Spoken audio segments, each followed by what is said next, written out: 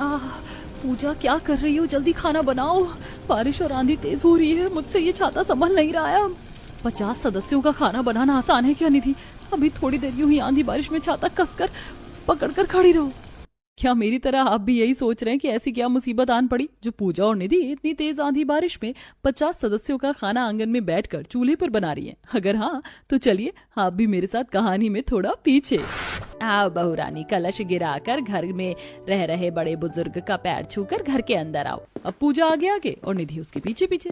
सभी का पैर छू रही होती है कि तभी पूजा का पैर निधि के हाथ पर पड़ता है। निधि चिल्लाती हुई, हाँ जेठानी जी, मार डाला आपने तो, मेरी तो उंगलियां ही सुन्न हो गई।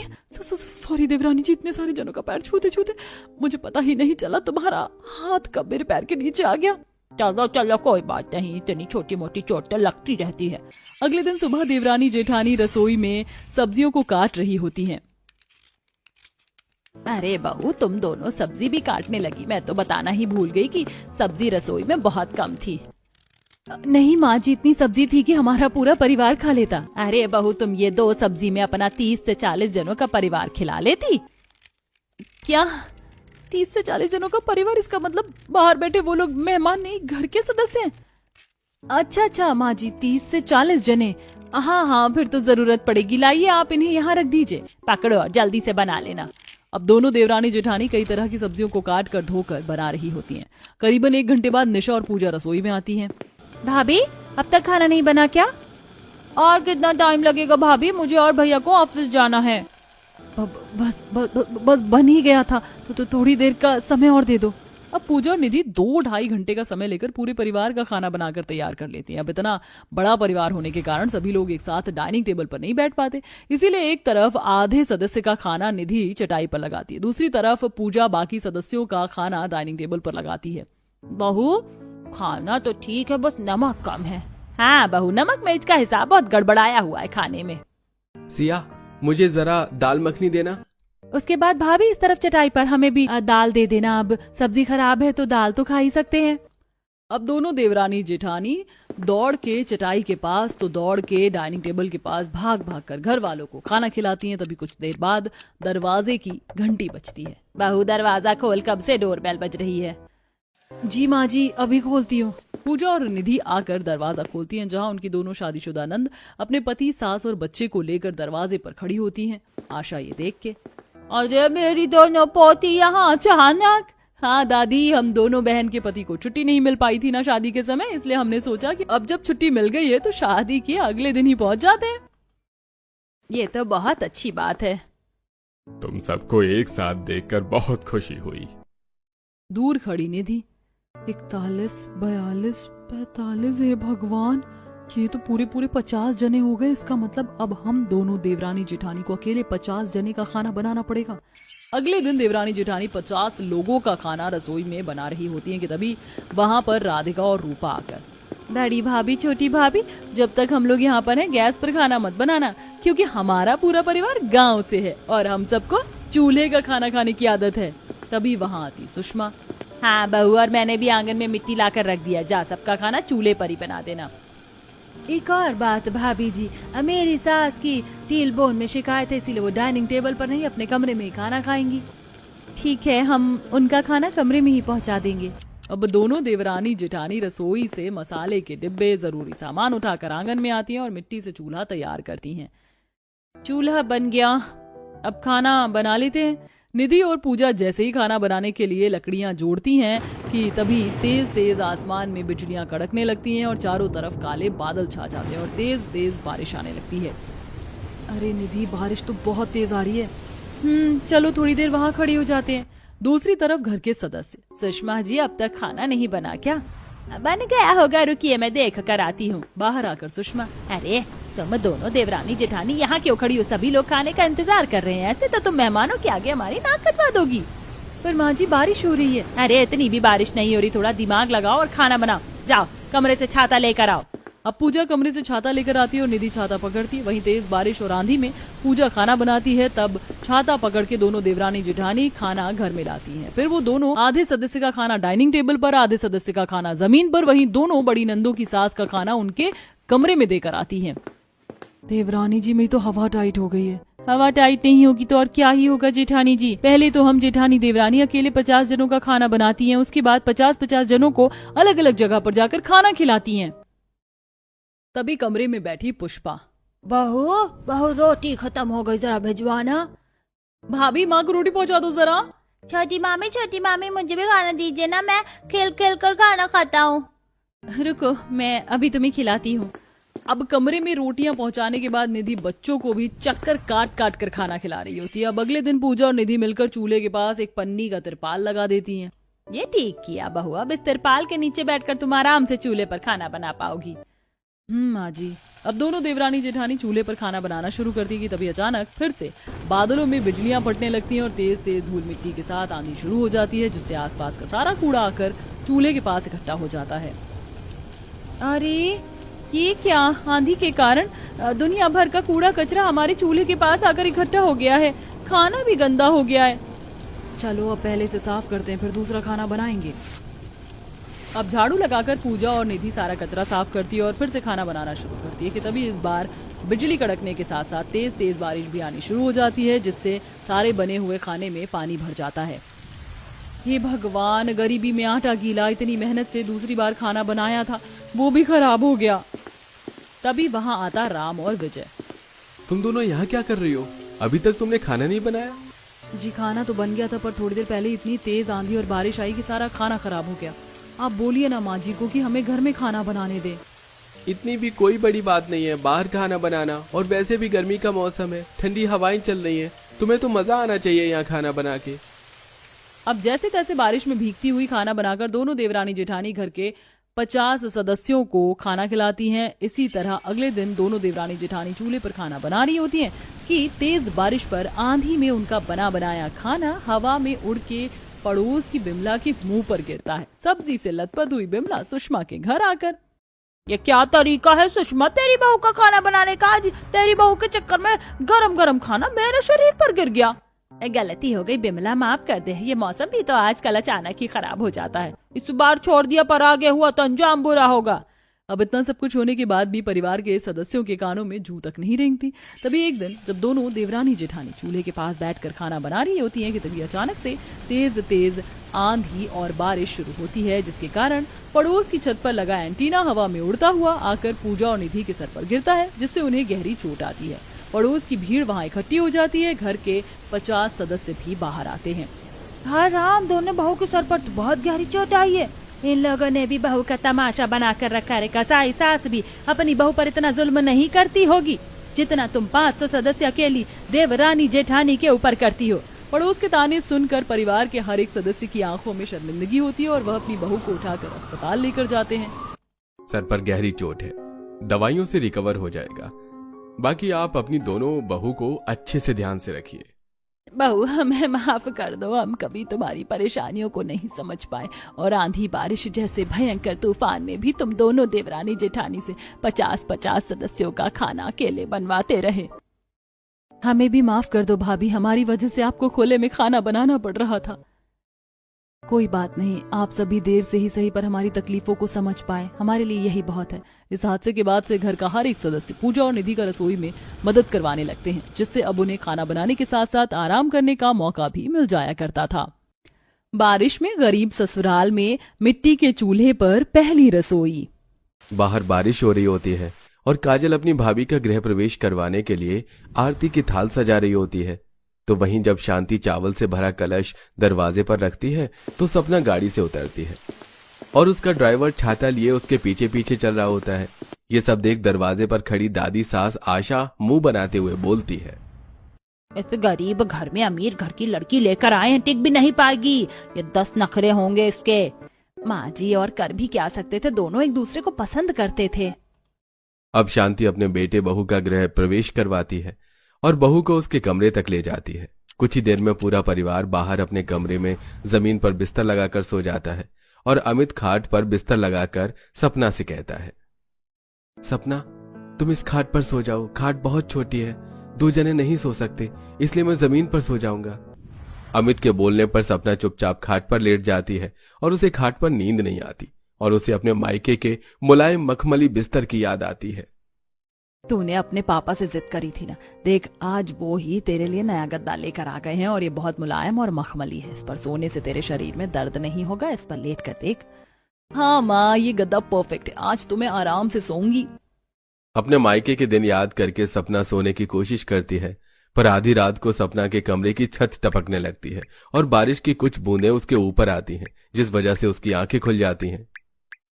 अमित उठो, देखो मेरे ऊपर पानी की छींटें आ रही हैं। बाहर बारिश हो रही है, शायद इसी वजह से छत में सीलन आ रही है। सपना, हमारा घर बहुत पुराना है ना, इसलिए छत टपक रही है, पर तुम मेरी तरफ अपनी खाट करके सो जाओ, इधर बारिश का पानी नहीं आएगा। सपना आराम से सो सके इसलिए अमित उसकी खाट अपने बिस्तर के पास लगा लेता है। अब सपना आराम से सोती है और अगली सुबह शांति सपना के कमरे में आती है, जहां वो बैठकर मेकअप कर रही थी।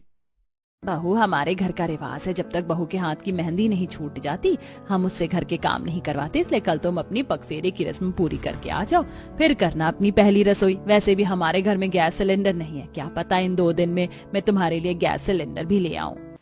पीछे से आशा आती है। बहू, हमारे घर में तो ऐसी कोई रस्म नहीं रही, और रही पहली रसोई की बात, तो हमारे घर में जो मिट्टी का चूल्हा है बाहर आंगन में, बहू उसी पर अपनी पहली रसोई करेगी। आशा की बातें सुनकर सपना को काफी बुरा लगता है। अगले दिन सपना अमित के साथ अपने मायके जाती है, जहां उसकी माँ अपने कमरे में बैठाकर उसके ससुराल के बारे में पूछती है। मेरी बेटी कितने नाजों से पली बढ़ी और ऐसे गरीब घर में शादी कर ली। तेरे वो गरीब ससुराल वाले तुझे परेशान तो नहीं करते? तुझे किसी चीज की कमी तो नहीं है ना? अगर है तो हमें बता। नहीं ना, वहाँ तो सब कुछ बहुत अच्छा है और वहाँ सब मुझे बहुत प्यार करते हैं। मैं अमीर घर से हूँ ना, तो सब मेरा ख्याल भी बहुत रखते हैं। आपको पता है मेरे ससुराल में सब जमीन पर सोते हैं, पर उन्होंने मेरे लिए गद्दा मंगवाया। सपना की बातें सुन उसकी माँ को काफी अच्छा लगता है, पर जब अमित ये सब देखता है तो उसे बहुत दुख होता है और वो उसको उसके कमरे में ले जाकर अकेले में सपना से कहता है। सपना, ससुराल जाते ही तुम्हें सोने के लिए खाट दिया गया, तो मखमली गद्दे पर सोने वाली लड़की सारी रात खाट पर करवटें बदलती रही, और जब तुम्हें नींद आई तो बारिश की वजह से और छत टपकने की वजह से तुम्हारी आंखें खुल गई, फिर भी तुमने घर में सबसे झूठ बोला। अब जो है जैसा है वही मेरा ससुराल है, मैं अपने ससुराल की बुराई नहीं कर सकती। और वैसे भी वहाँ सब मुझे बहुत प्यार करते हैं। और रही दादी सास की बात, तो एक दिन में उनका भी दिल मैं जीत लूंगी और उन्हें साबित करके दिखा दूंगी कि मैं उनके घर में एडजस्ट हो सकती हूँ। कुछ ही देर में सपना अपने पति के साथ पग फेरे की रस्म करके अपने ससुराल जाती है, जहाँ कुछ दिनों बाद उसकी पहली रसोई होती है और काजल अपनी भाभी को आंगन में ले आती है, जहाँ जमीन पर मिट्टी का चूल्हा बना होता है और सिर के ऊपर तिरपाल लगा होता है और खाना बनाने का सारा सामान और सूखी लकड़ियां दीवार के एक साइड लगी होती हैं। भाभी, यही आंगन में मिट्टी का चूल्हा ही हमारी रसोई है। मैं आपकी मदद नहीं कर पाऊंगी वरना दादी बहुत नाराज होंगी। अब आपको अकेले अपनी पहली रसोई करनी होगी। कोई बात नहीं काजल, मैं सब संभाल लूंगी। अब काजल वहां से चली जाती है और सपना सूखी लकड़ियां लेकर जैसे ही चूल्हा जलाने के लिए बैठती है, तेज आंधी तूफान चलने लगता है, जिस वजह से वो बार बार चूल्हा जलाती है और चूल्हा बुझ जाता है। तभी वहां शांति आती है। बहू, खुले में मिट्टी के चूल्हे पर खाना बनाने में कई परेशानियां होती हैं। तुम एक काम करो, इस कपड़े को इन डंडियों के बीच बांधो, फिर आंधी तूफान से चूल्हा नहीं बुझेगा। शांति के कहने पर सपना ऐसे ही करती है और खराब कपड़े से आसपास के हिस्से को कवर कर लेती है, जिससे आंधी तूफान की हवा कम आती है और सपना चूल्हा जलाती है। पहली बार सपना चूल्हे पर खाना बना रही होती है और आग तेज होने की वजह से जब वो सब्जी बना रही होती है तो उसके हाथ जल जाते हैं। कितना दर्द हो रहा है, क्या करूं? इस आग को कम कैसे करूं? भाभी, आप ठीक तो हैं? आग तो बहुत तेज है, इसमें 2 लकड़ियां निकाल कर इन्हें पानी में डाल दो। काजल के कहने पर सपना चूल्हे से 2 जलती हुई लकड़ियां निकालकर पानी में डाल देती है और एक बार फिर खाना बनाने लगती है। उसका खाना बन जाता है और वो आसपास लगाई कपड़े हटा देती है, पर तभी हल्की हल्की बूंदें आने लगती हैं। अच्छा हुआ जो बारिश आने से पहले मैंने खाना बना लिया। बूंदाबांदी हो रही है, मैं एक एक करके सारा खाना घर में ले जाती हूँ, इससे पहले कि बारिश की वजह से मेरा खाना खराब हो। सपना सारा खाना एक एक करके अंदर घर में ले जाती है, पर क्योंकि रोटी खुले में होती है इसलिए ऊपर की 2 रोटी गीली हो जाती है, पर सपना ऊपर की वो रोटियां हटा देती है। कुछ देर में जब पूरा परिवार खाने को बैठता है तो वो सभी सपना की तारीफ करते हैं। भाभी, आपकी पहली ही रसोई में इतनी तेज आंधी तूफान चली, बारिश हुई, पर फिर भी आपने खाना बहुत अच्छा बनाया है। माँ जी, अब क्या कहती हैं आप? पहली रसोई तो 2-4 आइटम बनाकर ये खुद को साबित थोड़ी ना कर सकती है कि ये हमारे घर में एडजस्ट हो जाएगी। वो तो जब ये यहाँ रहेगी तब पता चलेगा। और रही खाने की बात, तो खाना इतना भी बुरा नहीं है। मैंने सोचा नहीं था अमीर घर की लड़की हम जैसे गरीब घर में इतनी परेशानियों का सामना करके अपनी पहली रसोई भी कर पाएगी, वो भी मिट्टी के चूल्हे पर। आशा मनी मन सपना की तारीफ करती है पर किसी के सामने जाहिर नहीं होने देती। इसी तरह 2 दिन बीत जाते हैं और बेचारी सपना आंगन में मिट्टी के चूल्हे पर ही खाना बनाती है। और जब खाना बन जाता है तो शांति के साथ आशा आती है और उसे ढेर सारे कपड़े धोने के लिए देती है। खाना तो तुमने बना लिया, अब कपड़े धोकर दिखाओ, वो भी हाथों से। हमारे यहाँ वॉशिंग मशीन तो नहीं है। कोई बात नहीं दादी सासू माँ, मैं धो लूंगी। मुझे कपड़े धोने नहीं आते, कैसे करूंगी मैं। इतना कहकर सपना कपड़े उठाती है और नलके पर लेकर जाती है।